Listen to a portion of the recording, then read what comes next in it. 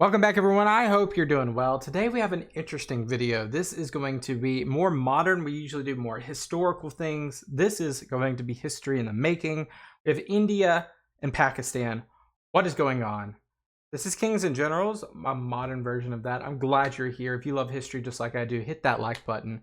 Let's jump into it and see what is truly going on and learn something.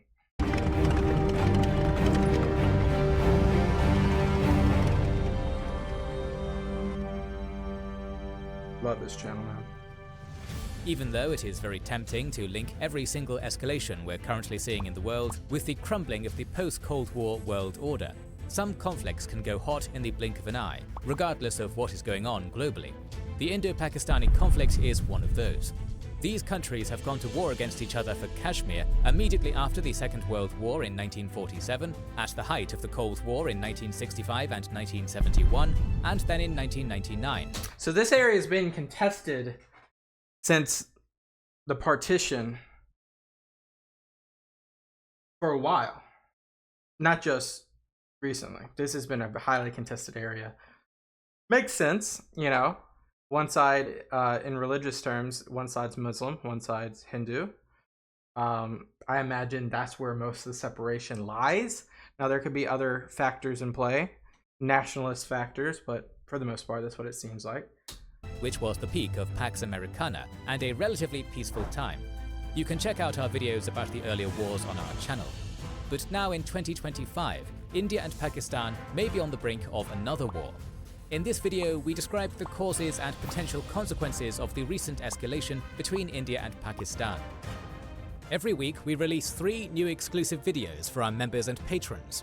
The Pacific War, the Eastern Front of World War II Prelude, and many other series, including the War of Spanish Succession, Punic Wars, Iberian Reconquista, Russian Revolution and Civil War, North African and Italian campaigns of World War II, and much more. It has been long overdue, but we have finally created a YouTube channel exclusively for our Kings and Generals podcasts. Please go and check out Kings and Generals podcast, home to the Pacific War Week by Week podcast and the Fall and Rise of China podcast, link in the description and pinned comment. To see those, as well as get access to our exclusive Discord, see our schedule, and get early access to all videos, join the ranks of our patrons and YouTube members via the links in the description and pinned comment. Thanks to our supporters for allowing us to continue doing our dream job. The last major war in Kashmir was in 1999. Okay. It would be an 26 years ago. exaggeration to claim that the disputed region has been peaceful since then, as numerous skirmishes fought between the Indian and Pakistani militaries in Kashmir, and several deadly terrorist attacks by fundamentalist groups in India-administered Kashmir and India proper demonstrated that the Indo-Pakistani conflict still had explosive potential. Having said that, Kashmir and Indo-Pakistani relations had been relatively stable after the 1999 war up until 2019. When a suicide bombing carried out by an Islamist group called Jaish-e-Mohammed killed 40 Indian paramilitaries in Kashmir. India retaliated by revoking the special status of the India-administered portion of Jammu and Kashmir, significantly limiting its autonomy. New Autonomy? In what regard?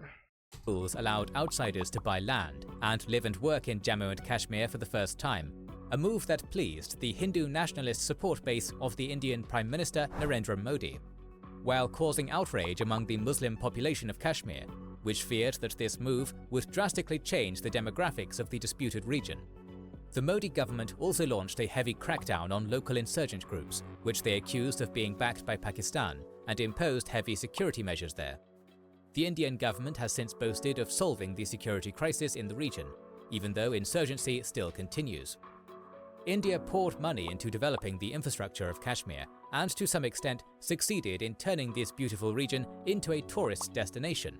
In 2024, a record 3.5 million people visited Kashmir as Modi lauded his government's heavy security measures for normalizing the situation in the state and calling it open for business. So when we say tourists, I'm guessing that we're not just speaking international, we're talking national as well. So like India, other states/regions of India traveling here, or it could just, I'm wondering if that number is international.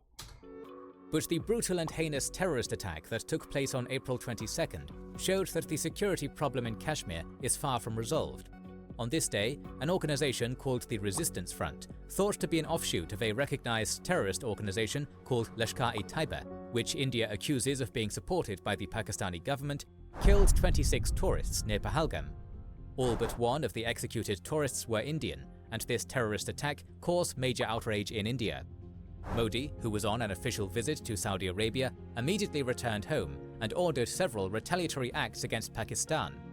India's foreign secretary announced that India was imposing a travel ban for all Pakistani nationals, cancelling their visas, shutting down the integrated border checkpost at Atari Waghah, expelling Pakistani military advisors at the Pakistan High Commission in New Delhi, and withdrawing their counterparts from Islamabad. But India's most significant and consequential retaliatory measure was the suspension of the 1960 Indus Waters Treaty. Yeah, that's crazy. That's crazy, guys. That's humanitarian right there. Pakistan has already called it an act of war. Why is it such a big deal? This treaty, which was brokered by the World Bank, is a water-sharing agreement where India and Pakistan split the Indus River basin, with Pakistan controlling the westward tributaries and India the eastward ones. These rivers are vital for Pakistan's agriculture and food security. Even during the 1965, 1971 and 1999 wars, India refrained from blocking the flow of rivers to Pakistan. But this time, the Indian government intends to make sure that not even a drop of water goes to Pakistan, according to India's Water Power Minister Patil. But how are they going to do that in practice? That seems like a stretch. Now, there's probably a lot of heated thoughts on all this, but you gotta think all the people that did not. Like, first off, I think there's this, if there should be at least a plan in place to where this water is going to be turned back on if said something happens. Like if Pakistan cracks down on, or, you know, at the same time, it's all an assumption. So, let's just keep watching. Practice. According to a BBC article on this matter, India's existing water infrastructure currently lacks the capability to implement this plan. It does not have the storage capacity to hold the massive volumes of water they intend to keep from Pakistan. They do not have an extensive canal network necessary to divert so much water. Experts note that in the absence of such infrastructure, India risks flooding its own territory, since its dams are far from Pakistani territory. Sources from the Indian government say that they're working on mid-term and long-term solutions to implement the suspension of the treaty, which includes building up India's capacity to retain and divert water flowing to Pakistan, construction of new water storages, and desilting rivers. So in a nutshell, this component of India's retaliation will start hurting Pakistan not immediately, but only after and if India goes through with its plan to renovate and expand its water infrastructure. But there you go. India can immediately stop sharing hydrological data with Pakistan, which according to the BBC is crucial for flood forecasting and planning for irrigation, hydropower and drinking water. This would essentially make Pakistan blind about what is happening upstream, creating risks of floods, droughts and food shortages as a result. But Pakistani sources note that even before India suspended the treaty, they had not been sharing all of the expected data with them. Due to the vital nature of the treaty for Pakistan, its government released a strongly worded statement condemning India and vowing to respond with full force across the complete spectrum of national power. As mentioned already, Pakistan sees the suspension of the water treaty as an act of war, which makes the situation unpredictable, creating a real risk of military escalation between two nuclear nations. Pakistan has called for the World Bank and the international community to interfere with India's decision to suspend the treaty. Along with that, Pakistan has also suspended the 1972 Simla Agreement, which is the peace treaty between India and Pakistan, posturing readiness to use military force.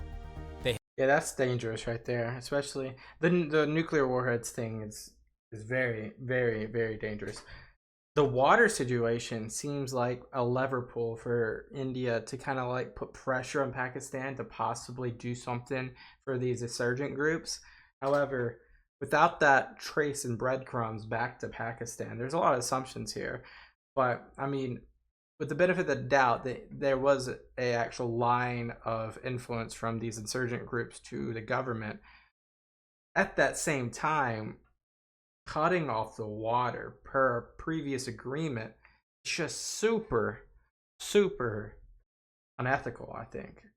it's like a response to the terrorist attack for sure, but it's like there's levels to like retaliation, and that's a huge retaliation.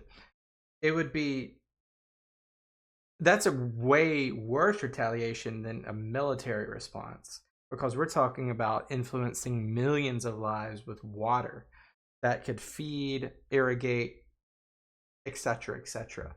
So very dangerous to play this game.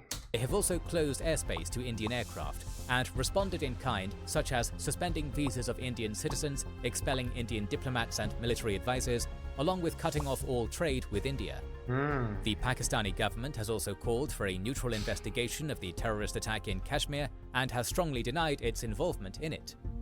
Of course, another round of the Indo-Pakistani confrontation could not have been complete without a military build-up and a threat of military action by both sides. Immediately after the terrorist attack, the Indian Army and its other security agencies launched a security sweep in the area looking for the perpetrators, following Modi's vow to pursue them to the ends of the earth. Residences of at least 5 suspected perpetrators have already been destroyed by the Indian security forces, while skirmishes have occurred between them and local insurgents. There have also been exchanges of small arms fire on the line of contact between India and Pakistan. As of late April, the military reaction on both sides has been restrained. This indicates that the most likely scenario from the military perspective is limited to border skirmishes and artillery duels. India could also potentially conduct small cross-border operations and surgical strikes against militant camps as a punitive action against the April 22nd attack. Pakistan may potentially respond in kind and even launch small tactical-scale ground operations of their own in retaliation. At this point, a conventional full-scale war is not very likely. India is a retaliating side here.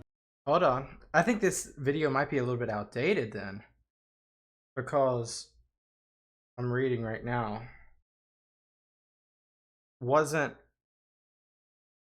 reading. Following India's strikes, Pakistan retaliated with artillery shelling and drone attacks. Pakistan have claims that they have downed 5 Indian fighter jets, including Rafales. So India denies the losses. Both sides have engaged in drone warfare, with Pakistan reporting the interception of 25 Indian drones. So far, Pakistan reports 31 civilian deaths in India's strikes, while India reports 16 civilian deaths. So they're denying like the interception and or the shot down of the military drones, but they are counting deaths not related to the 26 fatalities from the terrorist attack. So I don't know when this video was created and edited, but as of recent, this has escalated further. And there is a chance that after carrying out surgical strikes and operations against insurgent camps, including those responsible for the Pahalgam attack, they may declare victory to appease public opinion, while making sure that their actions do not provoke a bigger response from Pakistan. But this may change if India starts implementing the suspension of the Indus Water Treaty in practice. As discussed earlier, this scenario may be truly disastrous for Pakistan, and being backed into a corner, Islamabad may resort to doing something more drastic than minor cross-border raids to force New Delhi into policy reversal if they'll try to occupy the Indus River Valley. Their diplomatic efforts do not work. Whether Pakistan has the military and economic potential to truly hurt India, which has been gradually modernizing its military by purchasing advanced equipment both from the West and Russia, is a huge question. Rafale is what I just mentioned. It was a French jet. Particularly at a time when Pakistan's long-standing ally, the United States, is seeking closer relations with India. This is not the first time the tensions between India and Pakistan have flared up after the 1999 war. So there is a good chance that a major escalation may still be avoided. Having said that, there is also a chance that these tensions may ignite a conflict, given that India is vowing to carry out a retaliatory measure which it has not used before. So far, we have seen a lot of bellicose rhetoric on both sides and little to no outside attempt to mediate the situation. As the American South Asia expert Michael Kugelman said, "We have 2 nuclear-armed neighbors staring at each other. All bets could be off." A few hours before the release of this episode. Oh, finally, we got some Okay, so I'm sure they edited it, then this is a post sequence. Videos showing India conducting strikes in the Pakistani-controlled portion of Kashmir were circulated. According to the Indian military, the strikes are targeting terrorist groups and deliberately avoiding Pakistani military installations. Despite that, Al Jazeera reported that an old airport was attacked in Muzaffarabad, while Reuters reported at least 2 explosions in the Indian-controlled regions of Kashmir. We're going to continue talking about this situation in the coming days and weeks, so make sure you are subscribed and have pressed the bell button to see it. Please consider liking, subscribing, commenting, and... Wow, guys, this is so trying because it's like every day things could change here. The whole construct of how close Islamabad is to this region is also a variable in all of this. You know, it's a tipping point with this. Terrorist attacks today provide more of a visceral response by the not the defender, but the victim country more than ever. We've seen that in the past. Versus the last 200, 500 years, you'll have terroristic attacks that might not receive a response equal or worse. Today, quite different. Quite different. The interesting humanitarian issue, though, with the water situation is just it would put India on the back foot of being morally equal in this scenario or above. You know what I'm saying? Like, I think honestly, India. I'm just a guy. I'm not trying to make policy or anything here, but I really think India should not do that. I feel like that would just escalate things far past. They're trying to buff, be buff and put their chest out and really portray strength, but it could come back to hurt them longer and longer in the future. I just don't think they should do the water thing. What do you guys think? Do you think that they should do the water? I know the source of the water, and we've seen this situation with like the Nile and like other places, like in the United States, like where the water comes through California. Water is always a conversation. And who owns the water? Do you own the water because it comes from you? Do you own the water because it goes through your territory because it spouts out? What is the water situation? Water is shared between us. No one owns water. Come on. Because the drop of water, it's really the land that you own, not the water itself, because the water will evaporate and go somewhere else. It's the land we're talking here. So let's be specific. The land which occupies the water, it really just goes back to like previous agreements. And do you want to piss someone off? It's a difficult conversation. Guys, this was a modern conversation. I don't do many modern conversations. We look at history. I just really wanted to talk about this since this history is happening before us. We shall do more of this in the future. Make sure you hit that subscribe button and recommend topics for us to cover. I'll read every comment. I'll make sure that we get to everything. I appreciate you guys. Have a great day. Peace out. Bye-bye.